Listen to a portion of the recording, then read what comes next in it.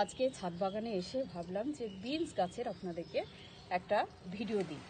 অনেক দিন থেকে আমি আর কি লং ভিডিওতে নেই, শরীরটা খুবই খারাপ চলছিল, ওই জন্য ছাদ বাগানে আসতেই পারছিলাম না। তো মাঝে মাঝে শর্ট ভিডিওগুলো চালিয়েওছি।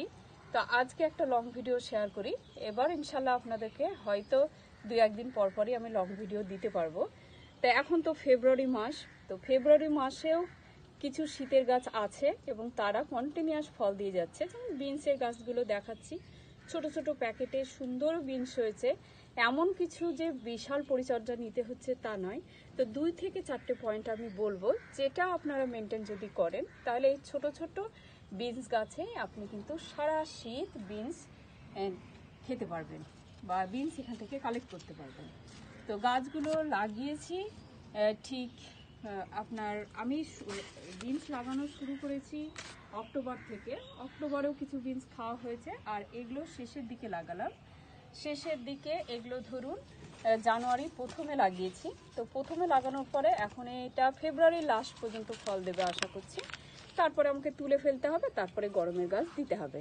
তো এই ছোট ছোট প্যাকেটের ফায়দা হচ্ছে শীতকালে বেশি জল লাগে না, আর এই ছোট ছোট প্যাকেটেই বিনস গাছ হয়ে যায়। বিনসের জন্য বড় জায়গার দরকার হয় না, এটা ঝোপালো হয়, আবার নিচ থেকেই ফল আসে। এই দেখুন কি পরিমাণ ফল আসে। আমি তো এই ছোট প্যাকেট থেকে যে জানুয়ারিতে লাগিয়েছি, তারপরে জানুয়ারির 20-25 তারিখের পর থেকে আমি বিনস কালেক্ট করতে শুরু করেছি। প্রত্যেক সপ্তাহে 2বার করে আমি কালেক্ট করছি, তুলে নিচ্ছি, আবার নতুন করে বিনস হচ্ছে। এই দেখুন এই আবার নতুন করে হচ্ছে। তো এটা ফেব্রুয়ারি লাস্ট পর্যন্ত আশা করছি আমি পারবো।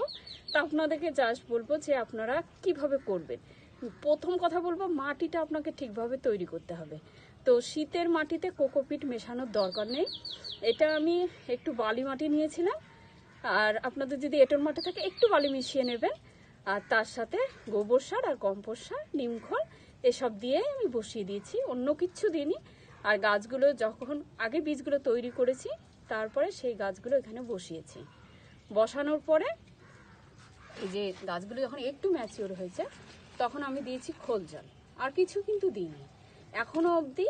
আমি দিচ্ছি চাপ, এখন যেহেতু ফল চলে এসেছে, তাই এখন আমি একটু চাপেতা ভেজানো জল, কলার খোসা ভেজানো জল, আর পেঁয়াজের খোসা ভেজানো জল, এগুলো আমি সবগুলো একসাথে মিশিয়ে রাখি। আর চাল ধোয়া জল আর ফ্যান, এই কটা মিশিয়ে 2 থেকে 3 দিন রেখে দিই, একটু গন্ধভাব আসে, তারপরে ডবল জল মিশিয়ে এখন এই ফল ধরা গাছগুলোতে দিয়ে নিই। এই যে আজকে ফল কালেক্ট করে নেব, তারপরে দেখো মাটিটা একটু ভেজা আছে, যখন শুকিয়ে যাবে ঠিক সন্ধেবেলা নাগাদ দেখবো মাটিটা শুকিয়ে গেছে, তখন আমি যে খাবারটা বললাম ওই খাবারটাই আমি দিয়ে দিচ্ছি। এছাড়া আর অন্য কিছু করছি না। আর এখন শীতের সময় পোকামাকড় নেই বললেই চলে। কোনো রকম পেস্টিসাইড আমি আজও পর্যন্ত স্প্রে করিনি। খুবই সুন্দর হয়েছে আমার বাগানে। আমি শীতে দেখছি একেবারে মানে পোকামাকড় ফ্রি, কোনো মিলিবাগ আসেনি, কোনো কিছুই আসেনি। তো আজকে কিছু বিনস কালেক্ট করব। আর এই যে ছোট ছোট এই পয়েন্টগুলো খুব বলা দরকার, যাতে আপনারা এই ছোট ছোট গ্রো ব্যাগে বিনস চাষ করতে পারেন।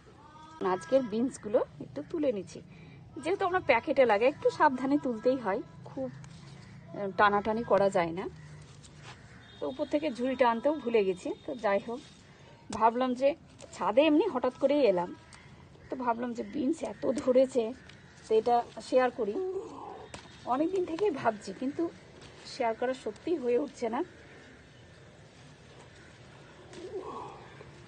তো আজকে তুলতেই হবে, অনেকটা ম্যাচিওর হয়ে গেছে।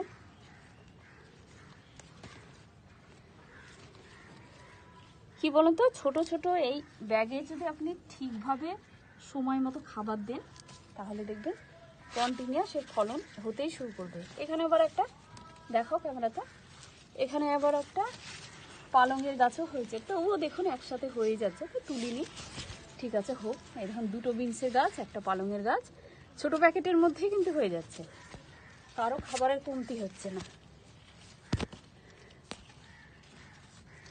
আগে পরে লাগিয়েছিলাম, যেগুলো একটু আগে লাগিয়েছি সেগুলো তো ফলনটা বেশি হয়েছে, আর যেগুলো একটু নতুন সেগুলো তো শুরু করছে ধরা। এই যেমন এগুলো একটু পরে দিয়েছিলাম।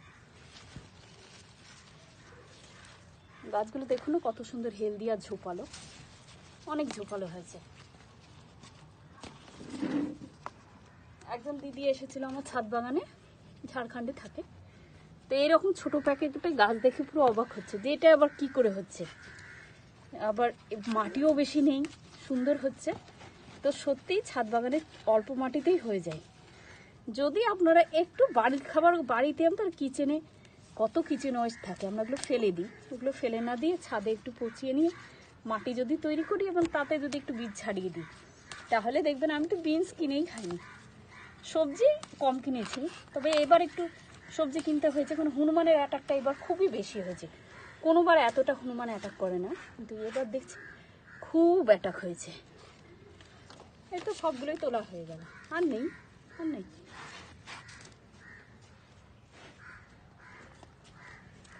এই দেখুন কতগুলো বিনস তুললাম বলুন তো। এইটা আজকে আমার রান্নার জন্য যথেষ্ট। এই যে অর্গানিক সবজি, দেখেন তো কি এমন কিছু করলাম, বা এর পিছনে এমন কিছু আমি সময় দিইনি, কিন্তু গাছগুলো ঠিক আমাকে, দেখুন কতটা অর্গানিক সবজি পেলাম। এখন একেবারে টাটকা আজকে রান্না করব। কতগুলো সবজি তোলা হয়ে গেল। তো আজকে সকালবেলা এসে ভিডিওটা হয়ে গেল, আপনাদেরকে দেখানো হলো।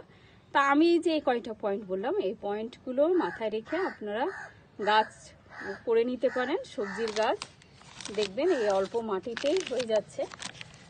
তো এইভাবে আপনারা শীতের সবজি করতে পারেন।